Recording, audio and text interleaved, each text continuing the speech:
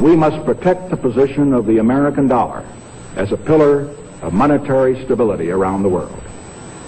In the past 7 years, there's been an average of one international monetary crisis every year. Now, who gains from these crises?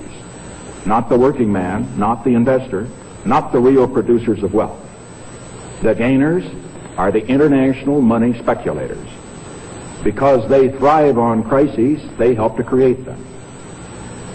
In recent weeks, the speculators have been waging an all-out war on the American dollar.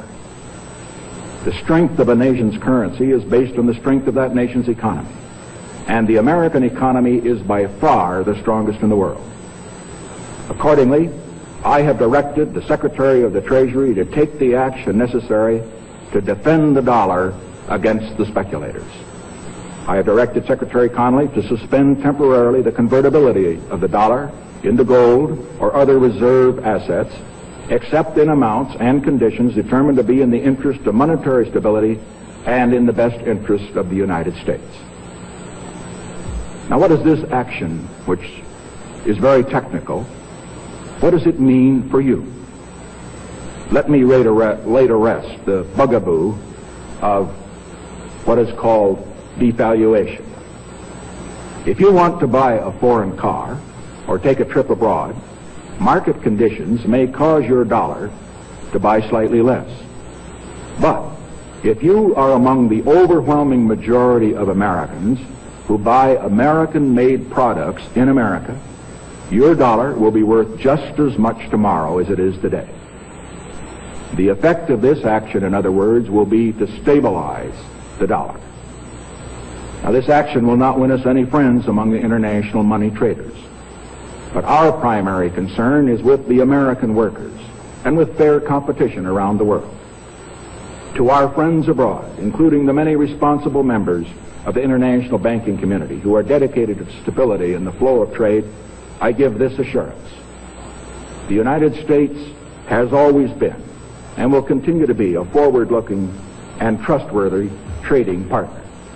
In full cooperation with the International Monetary Fund and those who trade with us, we will press for the necessary reforms to set up an urgently needed new international monetary system.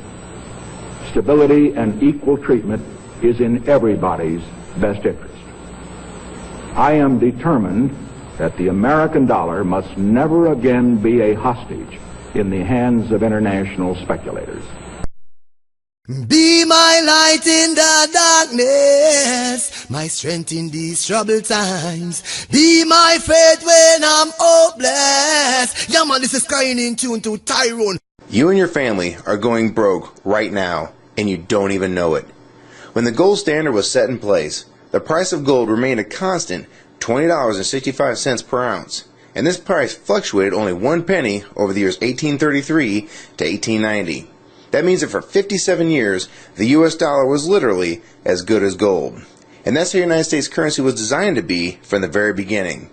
The Constitution states that our currency was meant to be only gold and silver, to prevent exactly what's happening to the U.S. dollar right now.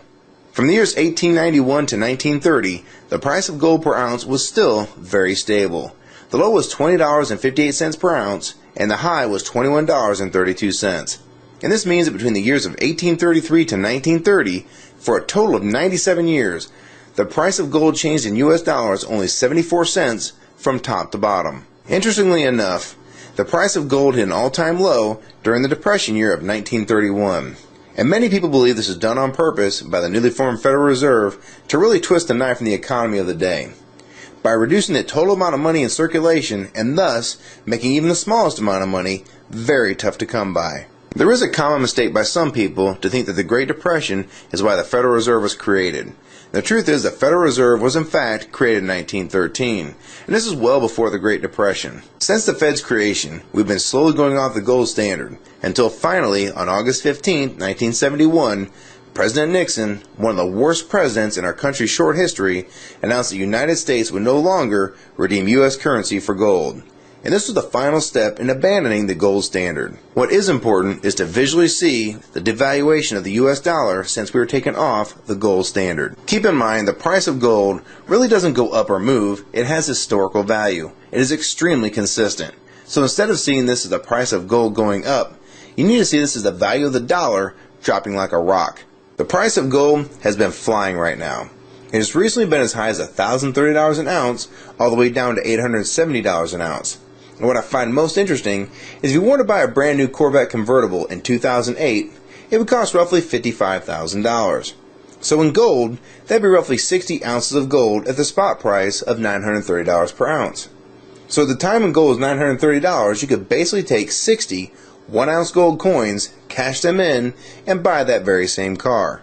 Inversely, if you remove inflation and the devaluation of the dollar, as if the U.S. currency was still attached to the gold standard, as it was originally intended when this country was founded, that same car being bought with the same 60 ounces of gold would have a gold standard value of only $1,200, or the same 60 $20 1-ounce double eagles.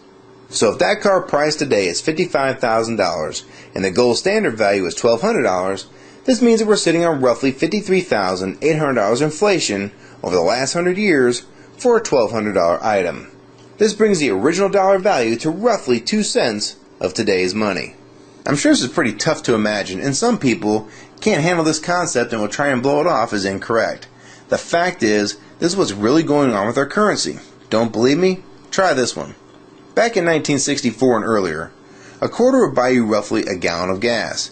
This is because the quarters made in 1964 and earlier were made of 90% silver and 10% copper. So the spot price of silver being $17.20 an ounce, this makes that quarter's actual value $3.11. So you can see that same 1964 quarter will still buy you roughly a gallon of gas today. And in case you're wondering, it takes about 5.5 silver quarters to make up a full ounce of silver. This is a fact. The price of gold may fluctuate with the value of the dollar. But this doesn't change the fact that precious metals such as gold and silver have maintained their value throughout time. And the only thing that changes is the value of the currencies that are not tied to gold and silver. This is what the Founding Fathers warned us about and tried to prevent from happening with the Constitution. What people need to understand is that the excess printing of the United States currency is just another tax on the American people. It takes the value of the dollars that they have and makes them worth less in the long run. Meanwhile, you're still making roughly the same amount of money, yet the prices for everything from gas to milk are going up constantly, when in fact, nothing is really going up in price. It's the dollar's actual value that's been dropping and not prices going up. I can't emphasize this enough. I can't tell you how important this is. We need to let people know that they're losing all they worked so hard for and they don't even know it.